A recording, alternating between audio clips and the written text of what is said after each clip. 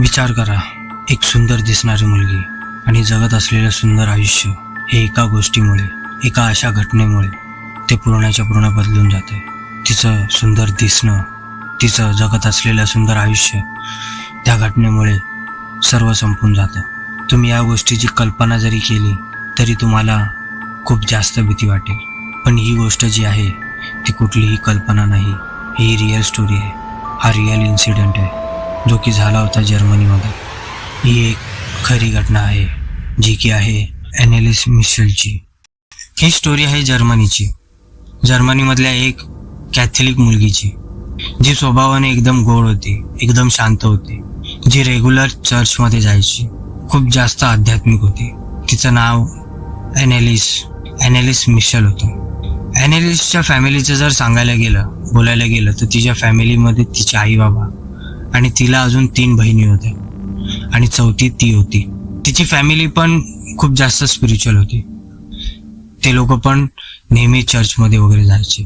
तिच्या फॅमिलीमधली सर्वात जास्त स्पिरिच्युअल होती ती म्हणजे तिची आई, कारण तिने आपल्या पास्ट लाईफमध्ये एक चूक केली होती.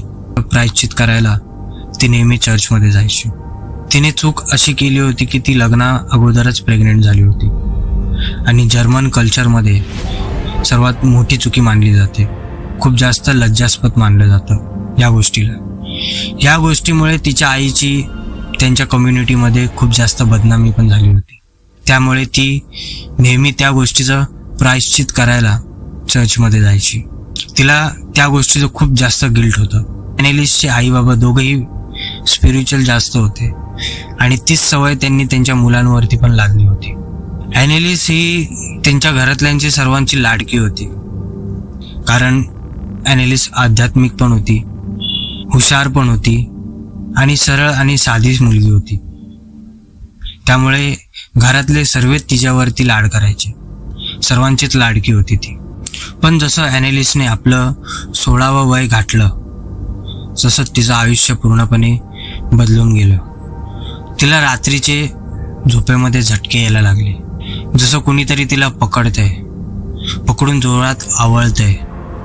तेव्हा ती म्हणायची देखील की मला कोणीतरी दिसतं, मला कोणीतरी जाणवतं, मला कोणाचा तरी भयंकर एकदम आवाज येतो. असा आवाज जो दिसत नाही पण ऐकायला खूप जास्त भयंकर वाटतो. ती ॲनेलिस आपल्या रूममध्ये तासनतास पडून असायची, आपले गुडघे धरून जमिनीवरती पाठीवरती झोपून मागे पुढे हलायची, वेगळ्या प्रकारे लोळायची. हे असं ॲनेलिसला बघून तिच्या आईबाबांना थोडं वेगळं वाटलं की काहीतरी गडबड आहे. त्यामुळे 1969मध्ये वॉल्फ्सबर्ग सायकॅट्रिक हॉस्पिटलमध्ये तिला घेऊन गेले. तिकडे घेऊन गेल्याच्या नंतरला डॉक्टरांनी सरळ तिला मिरगीचे झटके येतात म्हणून मिरगीचा रोगी म्हणून घोषित केलं आणि डॉक्टरांनी तिला परत घरी पाठवलं.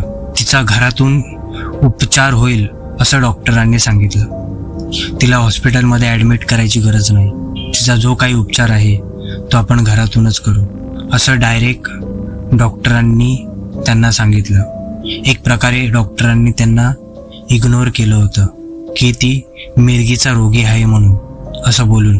जे काही प्रॉब्लेम होते ते त्यांनी व्यवस्थित बघितलेलेच नव्हते. त्यानंतरला त्या डॉक्टरांकडून दिलेली जी काही औषधं होती ती तिची चालू होती. पण परत तिला 1970मध्ये दुसरा मिरगीचा झटका आला. त्या झटक्याने तिची हालत अजून जास्त बिघडली. त्यानंतरला तिला फक्त आवाज येत नव्हते, तिला एक विचित्र नखांनी कुरतडलेला चेहरा तिला दिसायला लागला होता. या सर्व गोष्टी होत होत्या त्यावेळेला तिची भूक अशा प्रकारे वाढली होती की ती जमिनीवरचे रेंगाळणारे किडे वगैरे खायला लागली होती. उचलायची आणि डायरेक्ट तोंडात टाकायची. आणि सर्वात घाणेरडी गोष्ट तर तेव्हा झाली ज्या वेळेला तिने स्वतःचं युरिन पियाली. खूप जास्त विचित्र वागायला लागली होती, जसं की तिला कोणीतरी दुसरंच कंट्रोल करते. तिच्या आईबाबांनी हे देखील सांगितलं की ती लपून राहायची आणि लपून एखाद्या मेलेल्या पक्ष्याचं मांस ती खायची, त्याचं धड, त्याचं मुंडकं वेगळं करायची आणि ते मुंडकं ती कच्चं तसं चावून खायची. तुम्ही विचार करा हे कसं काय असू शकतं. सीन आठवायला लागा आपल्या डोळ्यांसमोर. हे सर्व एखाद्याचे आई वडील बघत असतील तर त्यांना कसं वाटत असेल ते सर्व काही तुम्ही विचार करा. तुम्ही जर त्या जागी असता तर तुम्ही काय केलं असतं. वाटतं की आपलं मूल अशा गोष्टी करते आणि आपण ते बघतोय. ॲनेलिस्टची रक्ताकडे एक वेगळीच ओढ वाढत होती. स्वतःला हानी करायची, जसं की स्वतःच्या नखांनी स्वतःला खुरतळलं जोरजोरात, जोपर्यंत रक्त येत नाही तोपर्यंत, आणि स्वतःच्याच रक्ताची बाहेर यायची वाट बघायची. आणि ज्या वेळेला ते रक्त बाहेर यायचं त्यावेळेला ते रक्त जायची ती. जसं की मी तुम्हाला सांगितलं होतं की ती खूप जास्त आध्यात्मिक होती. ती खूप जास्त चर्चमध्ये वगैरे जायची. त्या गोष्टी नाहीशा झाल्या होत्या, त्या सर्व गोष्टी बंद झाल्या होत्या. ती नेहमी म्हणायची की मला कोणीतरी कंट्रोल करतंय, कोणीतरी मला भीती वाटते, मला तिकडे जायला कोणीतरी अडवतंय. ती ज्या ज्या वेळेला जायचा विचार करायची किंवा तिकडे जायची म्हणजेच चर्च, त्यावेळेला तिला एक कानामध्ये आवाज यायचा आणि तो आवाज तिला असं म्हणायचा की तू नरकात चढशील. तिचे फ्रेंड्स वगैरे एवढं पण सांगत होते की तिला ज्या ज्या वेळेला चर्चमध्ये वगैरे न्यायचे त्या वेळेला ती एकदम अस्वस्थ होऊन जायची. ती एकदम एकदम विचित्र लेवलला जायची. कोणालाही ती कंट्रोल व्हायची नाही. ती चर्चमध्ये जसं पाय ठेवायची तशी ती अस्वस्थ होऊन जायची. ती ज्या वेळेला बायबल बघायची त्यावेळेला ती तोंड वेडं वाकडं करायची. चर्चमधलं पवित्र पाणी तिच्या तोंडावरती मारल्यावरती ती उलटी करायची. हे सर्व करत असताना तिकडेच रस्त्यामध्येच ती बेशुद्ध होऊन पडून जायची. आता 1970 आणि 1972 या दरम्यान एक्झॉर्सिझमचा सर्वात पहिला जो विचार आला तो ॲनेलिस्टच्या आईच्या डोक्यामध्ये आला. बाकी फॅमिलीमध्ये कुणाच्याच डोक्यामध्ये हा विचार आला नव्हता. तिची औषधं वगैरे तर चालूच होती, पण ती औषधं घेतल्याच्या नंतरला तिच्या तब्येतीमध्ये सुधार व्हायच्या बदली तिची तब्येत अजूनच जास्त बिघडत होती. तिला झटके तर येतच होते. आता तिच्या डोक्यामध्ये आत्महत्या करण्याचे विचार पण येत होते. तिच्या डोक्यामध्ये असा विचार येत होता की आपण लोकांच्या भल्यासाठी आपण आपला जीव दिला पाहिजे, आपण आपला त्याग केला पाहिजे. डॉक्टरांनी तिला एपिलिप्सीच्या औषधांसोबत डिप्रेशनचे पण औषधं द्यायला सुरुवात केली. पण ती ते भयंकर गोष्टी बघू शकत होती आणि त्याच भयंकर गोष्टी तिच्यासोबत त्याच रूममध्ये राहत पण होत्या. त्या भयंकर गोष्टी तिच्याशी बोलायच्या, तिला जोरजोरात ओरडायच्या, तिच्याकडे कंटिन्युअसली रागाने बघायच्या, तिला घाणेरड्या शिव्या द्यायच्या. हे सर्व गोष्टी ती तिच्या आईबाबांना सांगायची. त्या ज्या काही भयंकर गोष्टी होत्या त्या एकच नव्हत्या, त्या खूप साऱ्या होत्या. ॲनेलिस्टच्या रूममध्ये एक वेगळाच प्रकारचा घाणेरडा वास यायला लागला होता. ह्या सर्व गोष्टी एकत्र व्हायला लागल्या. त्यामुळे ती अजून जास्त वैतागली होती, स्वतःला कंटाळली होती. त्यामुळे ती भिंतीवरती डोकं आपटून घ्यायची, स्वतः हानी करून घ्यायची. डोकं एवढं जोरात आपटायची जोपर्यंत भिंतीवरती आणि तिच्या डोक्यावरती लाल रक्त दिसत नाही तोपर्यंत ते डोकं त्या भिंतीवरती ती आपटत राहायची. घरात कुठल्या तरी कोपऱ्यामध्ये लपून राहायचं. जसं कुणी आलं त्यावेळेला त्याच्यावरती धावून जायचं, त्याच्यावरती अटॅक करायचा, त्यांनी कुरतळायचं, दातांनी जोरात चावायचं, त्यांना जखमी करायचं. हे सर्व ती घरातल्यांसोबत करायला लागली. त्या घरातल्यांना पण तिची आता भीती वाटायला लागली होती. त्याच्यापेक्षा जास्त भीती घरातल्यांना याची वाटत होती, हे जे काही तिला झपाटलंय तिला पण जास्त काही त्रास वगैरे करायला नको, जास्त दुखापत वगैरे करायला नको, याची त्यांना सर्वात जास्त भीती वाटून राहायची. 1973 मध्ये सर्वात पहिला आध्यात्मिक दृष्टीने उपाय करायचा ठरवला. कारण त्या लोकांना कळून चुकलं होतं की आता हिला औषधांची गरज नाहीये, हिच्यावरती औषधांचा काहीच फायदा होत नाहीये. हिला औषधांपेक्षा जास्त गरज ही देवाच्या प्रार्थनेची आहे. हे जसं ते लोक विचार करतात त्यावेळेला ते लोक खूप साऱ्या चर्चमध्ये वगैरे जाऊन लोकांना भेटतात, जे की फादर वगैरे असतात, फादर प्रीस्ट वगैरे असतात ना, त्या लोकांना जाऊन ते लोक भेटतात. त्या लोकांना भेटल्याच्या नंतरला प्रत्येक जण हेच सांगतो की हिला औषधांची गरज आहे, या प्रार्थनेची वगैरे नाही, या उपायांची वगैरे नाही.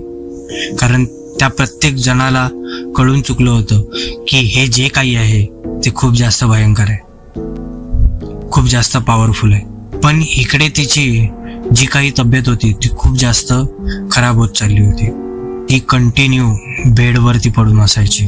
तिच्या आयुष्यातलं सर्व काही बंद झालं होतं, शिक्षण पासून सर्व. जे काही तिला आवाज वगैरे यायचे ते आवाज तिला आत्महत्या कर असं म्हणायचे. आता तेच आवाज तिला असं बोलत होते की तुला आम्ही मारून टाकणार, आणि हे सर्व ती सर्वांना सांगायची. 1975 हा तोच वर्ष होता जिकडे तिच्यावरती जी काही एक्झॉर्सिझमची प्रक्रिया वगैरे होती ती सुरू होणार होती. तिने कधी विचार पण केला नसेल आपल्यासोबत एवढं सर्व काही होईल आणि आपण कधीच नॉर्मल होऊ शकणार नाही. त्या वर्षी फादर अर्न्स्ट अल्ट तिला बघायला आले. तिला बघायला आल्याच्या नंतरला त्यांनी ज्या वेळेला तिला बघितलं त्यावेळेला त्यांना समजलं की हे नॉर्मल कोणताही आजार नाहीये, हे कोणीतरी तिच्यासोबत आहे जे तिला त्रास देते. तिच्यावरती त्याने ताबा घेतलाय आणि हे जे काही आहे ते खूप जास्त स्ट्रॉंग आहे. ती जी काही शक्ती होती ती फादरला तिच्या रूममध्ये जायला अडवत होती. तिच्या जवळ जायला ती शक्ती त्यांना अडवत होती. त्यांना क्लिअरली ती गोष्ट जाणवत होती की कोणीतरी आपल्याला मागे खेचतंय, आपल्याला तिच्यापासून लांब करते, तिच्या जवळ जायला कोणीतरी रोखतंय. ॲनेलिस पासून ही गोष्ट लपवली होती की फादर तिला बघायला येणार होते. तिला सांगितलेलं नव्हतं की हे चर्च मधले फादर आहेत. ज्या वेळेला ती फादरला बघते त्यावेळेला ती समजून जाते, तिच्यातली जी काही शक्ती होती ती समजून जाते की हे कोण आहेत. ती त्यांच्यापासून घाबरायला लागते, नजर लपवायला लागते. ती त्यांना बघून अस्वस्थ होऊन जाते एकदम, जसं की तिला त्यांच्या तिकडे असल्याचा त्रास होतोय. फादरची जी काही एनर्जी होती ती तिला जाणवत होती आणि यामुळे फादरला कन्फर्म झालं की ही ॲनेलिस नाहीये, ही नॉर्मल अजिबात नाहीये. आणि तिच्या घरातल्यांनी पण फादरला सांगितलं होतं की ही ज्या वेळेला ओरडते त्यावेळेला तिचा आवाज नॉर्मल येत नाही. तिचा आवाज असा येतो की त्या आवाजामध्ये भरपूर सारी लोक एकाच वेळेला बोलत असतात, जोरजोरात ओरडत असतात. 1975 मध्ये चर्चची परमिशन घ्यावी लागायची एक्झॉर्सिझम वगैरे करायसाठी, आणि चर्चची परमिशन घेण्यासाठी चर्चला प्रूफ वगैरे द्यायला लागायचे. तेव्हा फादरने जे काही प्रूफ वगैरे होते ते गोळा केले आणि ते प्रूफ नेऊन जोसेफ स्टँगी यांच्याकडे दिले आणि त्यांच्याकडूनच परमिशन घेतली एक्झॉर्सिझम वगैरे करायची. आणि तिकडूनच सुरू झाली जी काही होती ती एक्झॉर्सिझमची प्रक्रिया. सप्टेंबर 24, 1975 मध्ये फादर अर्न्स्ट अल्ट आणि फादर अर्नॉल्ड रेन्स यांनी तिच्यावरती सर्वात पहिला मोठा एक्झॉर्सिझम केला. रूममध्ये जी काही प्रक्रिया होती ती सुरू झाली. ती प्रक्रिया जशी सुरू झाली तसं तिला त्रास व्हायला लागला. ती जोरजोरात आपल्या बेडवरती तडफडायला लागली. तिला कंट्रोल करायला 4-5 माणसं लागली, एवढी जास्त ताकद तिच्यामध्ये आली होती. ते जे काही होत होतं त्या रूममध्ये ते तिला सहन होत नव्हतं. ती स्वतःचे केस वगैरे खेचू लागली, स्वतःचा चेहरा नखाने ओरखडू वगैरे लागली, स्वतःचे हात चावायला वगैरे लागली. तिला खूप जास्त त्रास होत होता त्याचा. फादर तिच्या चेहऱ्याजवळ ज्या वेळेला क्रॉस वगैरे घेऊन गेले त्यावेळेला ती त्या क्रॉसवरती थुकली. तिच्या अंगावरती जसं पवित्र पाणी शिंपडलं तशी ती जोरजोरात माणसाच्या आवाजामध्ये ओरडायला लागली, शिव्या द्यायला लागली. तिच्या तोंडावरती जसं, तिच्या अंगावरती जसं पवित्र पाणी ते फादर शिंपडत होते तसा तिला तो त्रास होत होता. ती जोरजोरात ओरडायला लागत होती, शिव्या देत होती, ते पण माणसाच्या आवाजामध्ये. ज्या ज्या भागावरती ते पवित्र पाणी पडत होतं तो भाग ती झटकत होती, आपल्या नखांनी तो भाग खाजवत होती. असं वाटत होतं की त्या पाण्याने तिला त्रास होतोय. पण जो काही त्रास होत होता तो तिला सहन होत नव्हता. आणि ज्या वेळेला ती ओरडत होती जोरजोरात त्यावेळेला जो आवाज येत होता तो आवाज चक्क माणसाचा होता. ते फादर पण आश्चर्यचकित झाले होते की हे कसं काय असू शकतं. ओरडताना तिच्यामध्ये एवढी ताकद यायची की कोणाला विश्वासच बसायचा नाही. जी मुलगी एवढी आजारी होती तिच्यात अजिबात ताकद नव्हती. ती मुलगी एवढ्या जोरात ओरडायची, एवढ्यात ती लोक बघत बसायची. आणि ज्या वेळेला ती जोर लावून ओरडायची तो जो जोर लावायची त्या जोराने तो बेड जो होता, ज्या बेडला तिला बांधलेलं होतं तो बेड हवेमध्ये असायचा, हवेमध्ये उडायचा. एवढी ताकद कुठून यायची ते लोक विचारामध्ये पडायचे. तिला आवरण्यासाठी, तिला पकडण्यासाठी 4-4, 5-5 माणसं हट्टीकट्टी लागायची. एवढी ताकद तिच्यामध्ये त्यावेळेला आली होती. एका वेळेला तर तिने तिच्या आईचा गळा पण पकडला होता आणि जोरात दाबला होता. त्या 2 फादरने जाऊन तिला अडवलं, तिला थांबवलं आणि तिच्यापासून तिच्या आईची सुटका केली. पहिलं जे काही एक्झॉर्सिझम होतं ते झालं.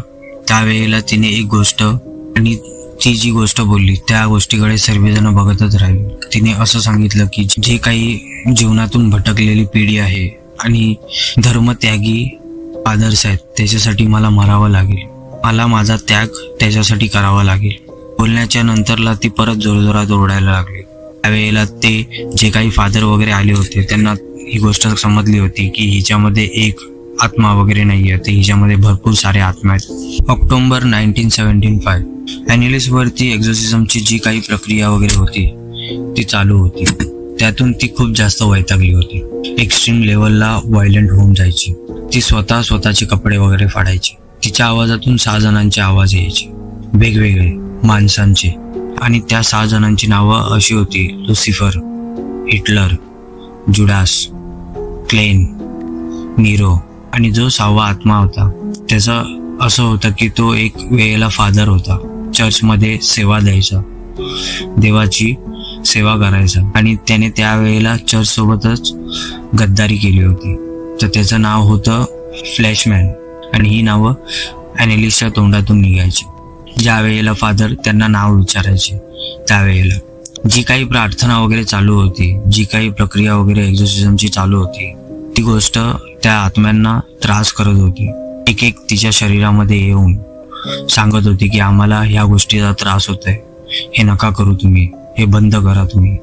आणि ह्या ज्या आत्मा होत्या त्या ॲनिलिसच्या शरीरामध्ये आपापसामध्ये एकमेकांशी बोलायच्या, ॲनिलिसला शिव्या वगैरे द्यायच्या, ॲनिलिसला आत्महत्या कर, आम्ही तुला घेऊन जाणार, ह्या अशा सर्व गोष्टी सांगायच्या. त्यानंतरला फादर जास्त जोरजोरामध्ये प्रार्थना करू लागले.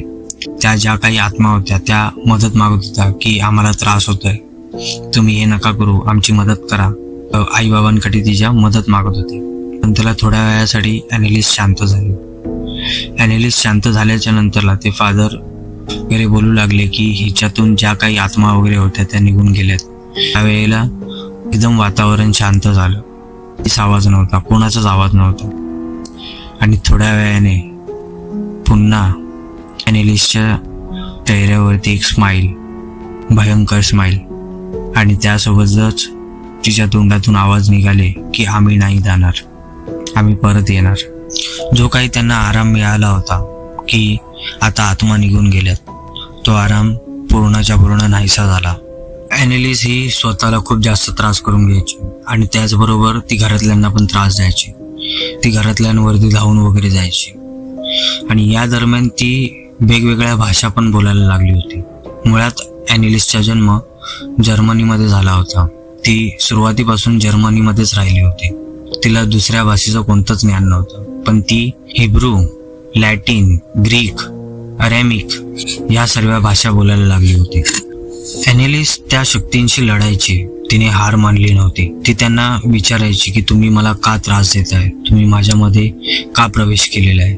त्यावेळेला त्या गोष्टी ज्या काही आत्मा वगैरे होत्या त्या तिला सांगायच्या की आम्ही तुला घेऊन जाणार. हे ऐकल्याच्या नंतरला ती जोरात खालती पडली आणि तिकडेच बेशुद्ध झाली. आणि ती अशा पद्धतीमध्ये पडायची जसं जीसस क्राइस्टला क्रॉसला बांधलेला असायचं, तशा पद्धतीने ती खाली पडायची.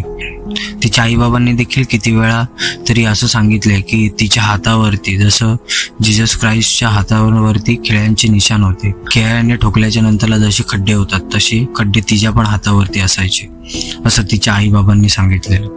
हे जे काही एक्झॉर्सिझम वगैरे चालू होतं त्यावेळेला तिची जी काही औषधं वगैरे चालू होती ती सर्व बंद केली होती.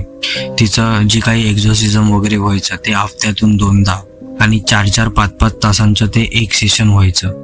1976 मार्चपर्यंत ॲनिलिसने खाणं पिणं सर्व सोडलं होतं. ती काहीच खायची नाही. तिचं म्हणणं असं होतं त्या आत्मा तिला जे काही खायला जायची ती त्यावेळेला त्या आत्मा तिला रोकायच्या. पण या दरम्यान ती एक गोष्ट मात्र नेहमी करायची, ते म्हणजे जेनिफिकेशन. जेनिफिकेशन ही एक टेक्निक आहे प्रार्थना करायची देवाकडे. ती ही गोष्ट तासनतास करायची. कधी कधी तर 4-4, 5-5 तास ती गोष्ट ती करत असायची. त्यामुळे तिच्या गुडघ्यावरती खूप जास्त प्रॉब्लेम झाला होता. तिच्या गुडघ्यांमध्ये फक्त हाडं दिसत होती. ॲनेलिस स्वतःचं डोकं एवढ्या जोराजोरात आपटून घ्यायची जोपर्यंत ती बेशुद्ध होत नाही. तिच्या चेहऱ्यावरती नवीन आणि ताजे निशाण रोजचे असायचे. ॲनेलिसमध्ये जे काही शक्ती होत्या त्या तिला काहीच खाऊ देत नव्हत्या. त्यामुळे 1976च्या मे महिन्यापर्यंत तिची तब्येत खूप जास्त बिघडली होती. ती रात्रभर जागायची, जोरजोरात ओरडायची, भिंतीवरती आपल्या नखांनी ओरखडायची, दातांनी त्या भिंतीला चावायला बघायची. त्यामुळे तिचे खूप सारे दात पण तुटले होते. नखांमध्ये वेगवेगळ्या जखमा असायच्या, नखांमधून रक्त यायचं. तिला झोपायला कमी मिळायचं. जसं ती झोपायला जायची तशी सकाळ व्हायची आणि सकाळ झाल्याच्या नंतरला तिचा नवीन एक्झॉर्सिझम चालू व्हायचं. त्यामुळे तिला झोप पण मिळत नव्हती व्यवस्थित, जशी पाहिजे होती तशी. 30 जून 1976 हा दिवस तो होता ज्या दिवशी सर्व संपणार होतं. ॲनेलिसच्या आयुष्यातला शेवटचा दिवस हा तोच होता. तिच्यावरती शेवटचा एक्झॉर्सिझम या दिवशी झाला. तिची हालत खूप बेकार होती. तिला नॉर्मली उठता पण येत नव्हतं. तरी पण तिच्या आईबाबांनी तिला तयार केलं त्या गोष्टीसाठी, म्हणजेच एक्झॉर्सिझमसाठी. तिचा चेहरा एवढा बेकार झाला होता की बघण्याच्या हालतमध्ये तो नव्हता. एवढा भयंकर तो चेहरा तिचा दिसत. तिचे डोळे आतमध्ये गेले होते. तिचा चेहरा पूर्णपणे जखमी होता. तिच्या शरीरामध्ये फक्त हाडच राहिली होती.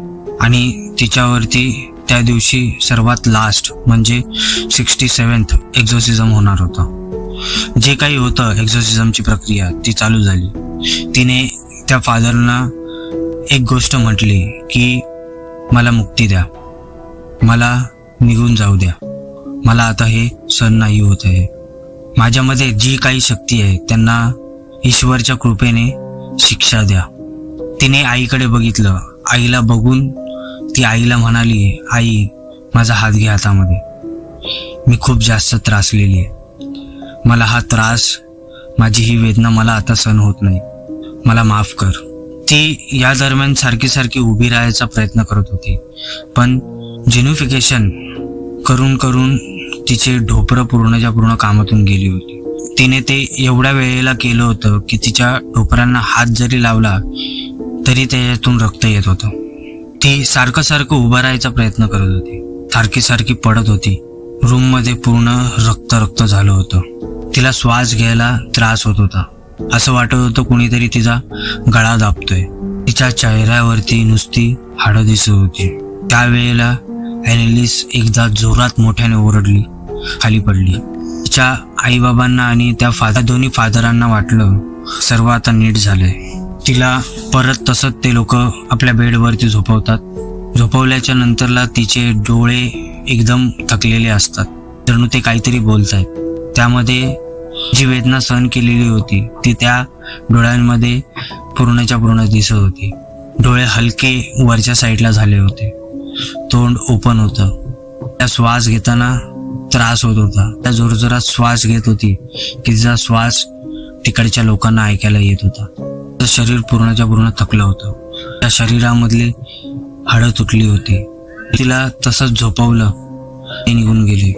1 जुलै 1976 त्या दिवशी सकाळी आई बाबा तिच्या जवळ गेले आणि तिला बघितलं. तिचा हात हातात घेतला. तिची आई जोरात ओरडली कारण ॲनेलिस या दुनियेतून निघून गेली होती. तिचं शरीर पूर्णच्या पूर्ण कडक पडलं होतं. तिचे डोळे अर्धे उघडे असून वरच्या बाजूला होते. तिचं तोंड उघडं होतं. तिच्या चेहऱ्यावरती ठिकठिकाणी जखमांचे निशाण होते. वयाच्या 23व्या वर्षी ही दुनिया आणि जो काही झालेला त्रास होता त्यातून ती आता मुक्त झाली होती. आई बाबांना खूप जास्त त्रास होत होता, पण त्यांना एका बाजूने चांगलं पण वाटत होतं. ते खुश पण होते आणि दुःखी पण होते. दुःख याचं होतं की आपली मुलगी आता आपल्याला कधीच मिळणार नाही, तिचा आवाज आपल्याला आता कधीच ऐकायला येणार नाही. आनंद त्यांना याचा होता की ह्या सर्वातून ती मुक्त झाली, या त्रासातून ती निघून गेली, तिची सुटका झाली कायमची. तिने जे काही भोगलं, ज्या काही वेदना तिला होत होत्या त्या आम्हाला पण जाणवत होत्या. तिची सुटका झाली याच्यातून चांगलंच झालं. नंतरला ह्या घटनेने पूर्ण जर्मनीला हलवून टाकलं. जी काही घटना घडली होती ती पूर्ण जर्मनी शहरामध्ये पसरली होती. पॅरानॉर्मल गोष्टी नसतात, लोकांच्या तोंडावरती जिवंत उदाहरण होतं ॲनेलिसचं. पुढे जाऊन तिच्या आईबाबांवरती आणि त्या दोन्ही फादर्सवरती केस झाली.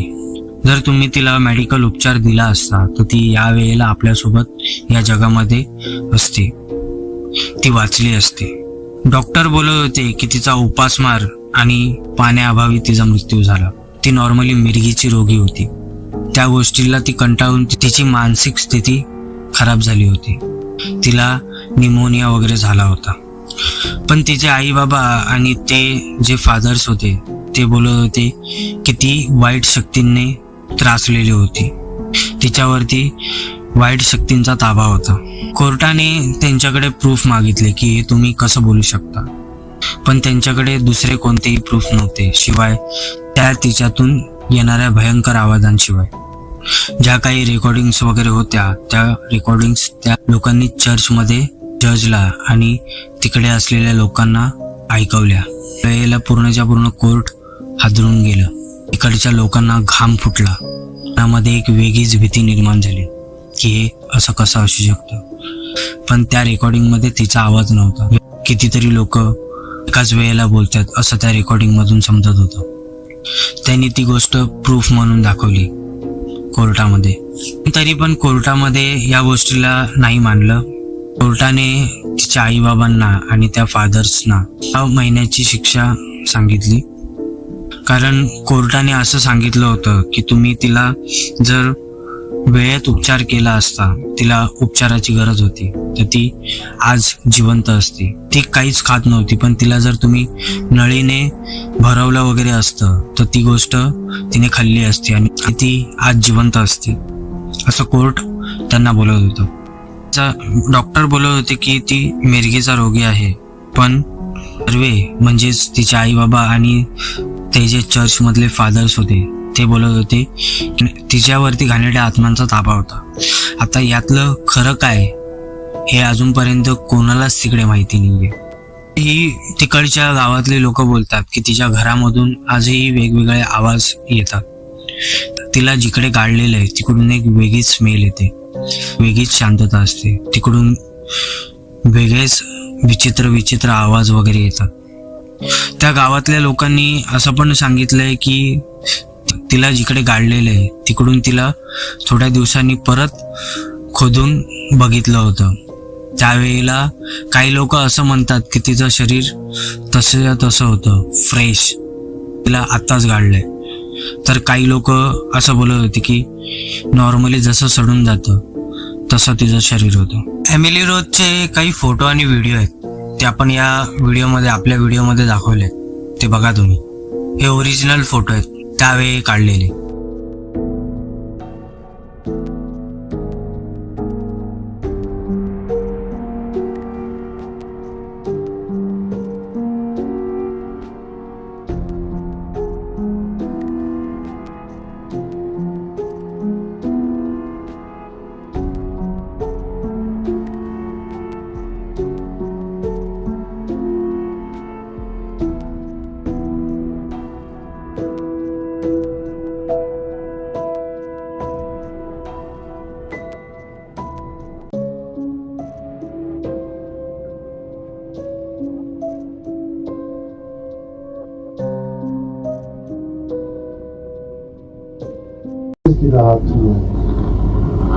Ich hab recht dazu, dass ich in dem Wald drin bin. Ich trag die Idiotsnase noch so lang, bis es lebt wird. Die Saublöderei. Für uns gibt's kein Zurück. Sie in alle Ewigkeit. Sag mir den Namen. Ich, der Judas und der Nero, der Kain und der Hitler. Fünfzimmer. Das ist der 6. Oh, den haben wir gelogen. पण एक गोष्ट होती की जी जास्त कुणाला माहिती नव्हती. तिने तिच्या डायरीमध्ये ती गोष्ट लिहून ठेवलेली होती. ती म्हणजे अशी की तिला म्हणजेच ॲनेलिसला ह्या सर्व गोष्टी होण्या अगोदर ती जेव्हा व्यवस्थित एकदम होती त्यावेळेला व्हर्जिन मॅरीनी तिला साक्षात दर्शन दिलं होतं स्वप्नामध्ये. त्यांनी तिला असं सांगितलं होतं की तू आत्ताच माझ्यासोबत चल, नाहीतर येणारा तुझा पुढचा वेळ खूप भयंकर असणार आहे. तुझ्यावरती अशा गोष्टी ताबा घेतील ज्याच्यातून तुझी सुटका होऊ शकणार नाही. ते तुला मारूनच टाकतील, ते तुला घेऊनच जातील. अशा घाणेरड्या आत्मा तुझ्यावरती ताबा घेतील की. पण त्यांनी असंही तिला म्हटलं की जर तू याच्यातून निघालीस, यांच्याशी, त्या आत्मांशी जर तू लढलीस तर पुढच्या पिढीसाठी तू जिवंत उदाहरण असशील. आत्मा खरंच असतात आणि त्याचबरोबर देवही खरंच असतात. याचं जिवंत उदाहरण तुला देता येईल लोकांसाठी. ही गोष्ट कितपत खरी आहे, म्हणजे हे जे काही सांगितलेलं वगैरे आहे ते कितपत खरं आहे ते तिकडच्या लोकांनाही अजूनपर्यंत माहिती नाही. पण असं बोललं जातं की आजही तिच्या त्या रूममध्ये ती जाणवते. जे घर आहे त्यांचं, त्या घरामध्ये ती अजूनपर्यंत तिकडे जाणवते. जे लोक तिकडे जातात त्या लोकांना त्या गोष्टीचा भास होतो की इकडे कोणीतरी आहे. आता ते काय आहे हे अजूनपर्यंत कुणालाच माहिती नाही. ही गोष्ट कितपत खरी आहे, ती खरंच आजारी होती की तिला भयानक शक्तीच्या ताब्यामध्ये ती होती, कुणालाच माहिती नाहीये. अजूनही तिची स्टोरी बोलली जाते, ऐकवली जाते, घेतली जाते. तिच्यावरती हॉलिवूडमध्ये मूवी पण बनलेली आहे 2005 मध्ये, द एक्झॉर्सिझम ऑफ एमिली रोज. एक रिअल स्टोरी आहे एका सुंदर मुलीची जी खूप साधी होती, पण तिला असं काहीसं भोगायचं होतं ज्याच्याने तिचं आयुष्य बदलून जाईल. या गोष्टी मनामध्ये एक विचार करण्यासाठी भाग पाडतात की गोष्टी कशा झाल्या असतील त्यावेळेला, हे खरं आहे की खोटं. मित्रांनो, कशी वाटली स्टोरी तुम्हाला, तुम्ही कमेंटमध्ये सांगा. जर स्टोरी आवडली असेल तर आपल्या व्हिडिओला लाईक करा, कमेंट करा, शेअर करा. तुमचं जे काही मत असेल ते तुम्ही कमेंटमध्ये सांगा या स्टोरीबद्दल. आणि तुमचा असा काही रिअल हॉरर एक्सपिरियन्स असेल तर तुम्ही आमच्यासोबत शेअर करू शकता आपल्या इंस्टाग्रामच्या पेजवरती. तिकडेही फॉलो करा. नवीन अशा स्टोरी मी आणत जाईन. तोपर्यंत काळजी घ्या. पुन्हा भेटूया एका नवीन स्टोरीसोबत. हर हर महादेव, जय बजरंगी.